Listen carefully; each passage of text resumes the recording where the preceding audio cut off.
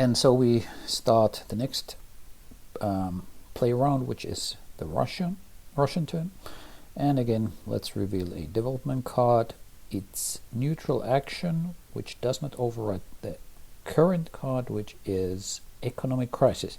So this is one of those slightly special cards. It has its own slot here on the map. And so the economic crisis is now inside. So we have certain wobbles in the market. We fear that a crisis may be coming. We use a marker to place it onto this track here. So the starting position is on the leftmost space. And now, should, as a consequence of economic action, ever polarization be placed anywhere, that would shift at the same time the track from one space to the next. If it shifts 2 times, then we execute the economic crisis, or the economic crisis then, so to speak, triggered. We will roll 1d6, and each one of us will have to lose that many resources and or levels of economic influence. So it could be that the crisis is impactful if we roll something like 6, or it could be that it's not that dramatic with just 1, but we don't know at this moment.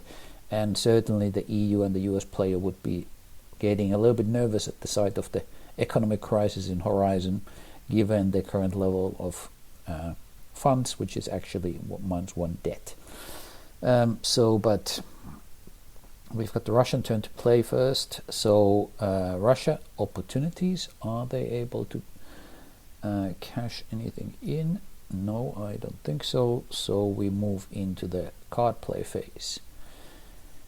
And what is the situation with Russia? So I think the Russian eyes may be here in Europe, where we've got the pivotal event Color Revolutions has been introduced into play. This highlights the importance of European spaces and the question of popular revolutions hanging in the air in multiple spaces or countries in this region. And in mechanical terms, it means we will have a scoring round to do here in Europe once we get into the globalization phase. So that means, in other words, now we have 2 rounds of time to do something about positioning ourselves with regard to that scoring round. At this moment, Russia is in economic control here in Eastern Europe. EU is in economic control in the Baltic states, meaning that the EU would score the victory point that is available from the economic dimension during the scoring there, because EU has more levels of economic influence in total in Europe in comparison to Russia. So that may be something we are thinking about. What else do we have? We've got Russian military influence here challenging the NATO influence there, which is a good thing from our perspective. We've got even a tension marker in EU. Our dark money influence operations and elite capture has been paying a dividend here in Europe. We are destabilizing the European Union from inside. So let's have a look at the Russian hand. What are the options here that we would like to take? Looking at our hand as the Russians and looking at the board situation in Europe, I think it's time to go aggressive into this round. So let's play these 3 political cards. We nominate the political suit. We have played more than 2 of those cards, so we must suffer the consequences, which for the political suit, as shown here on the reminder display, is a terror threat increase. So we put 1 level of terror threat here into the Russian home space.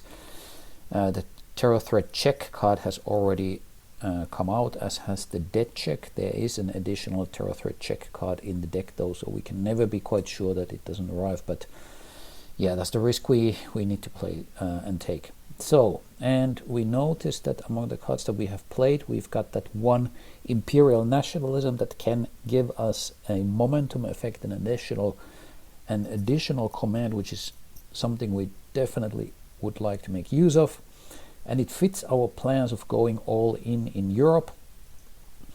And so what we will do is we will place all three levels, or play all three political cards here, and placing 3 levels of political influence into the Balkans. And so we drop the Russian influence piece here, going immediately up 3 levels.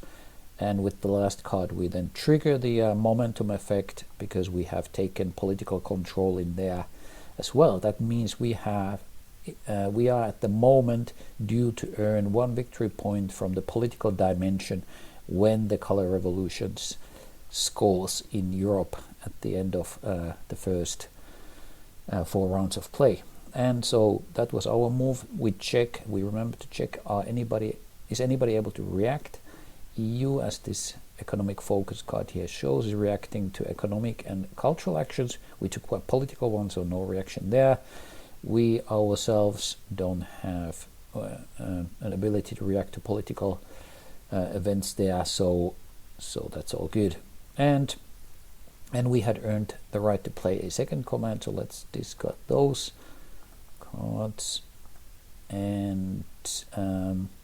And of course, easy to remember, easy to forget sometimes, is to pay the space selection cost of 1 resource. Going back to the Russian hand, playing or nominating a second suit. I'm tempted to nominate the security suit, of which we only have 1 card here, because what it allows us to do is pay the space selection cost for Eastern Europe and increase our military influence by 1. With that, we have now economic and military control in Eastern Europe. That is great news for the fact that we, with military control and being the only power in Europe with military control, we would earn the victory point coming from the military dimension when the color revolutions is scored. So Russians can be happy with that turn. It was pretty efficient. And so we go to the planning phase and look into the Russian hand. What do we want to have? So this is a nice event to have. It allows us to adjust the world order contributions. Let's put that in the discard pile. Schroeder and Chirac are in our pocket, so to speak, so we can adjust the world order contributions of other powers as shown here on the world order track. So that's a nice event to have in the pocket. And then finally we are drawing our hand up to 5 cards. Before I do that, I want to have a look what cards are in my discard. So we can see we only have 1 cultural suit card, and we've got 1 cultural suit card in our hand. So we choose to discard the cultural suit card and then draw a fresh hand of cards, hoping that, well, one of them has now come, but at least we have some military cards there. So yes, so what I wanted to demonstrate there is that yes, you have the opportunity to discard cards from your hand before you draw new ones in order to have a more attractive hand of cards for the next turn. So, and with that we are done with the Russian turn. Next up, the United States in the next video.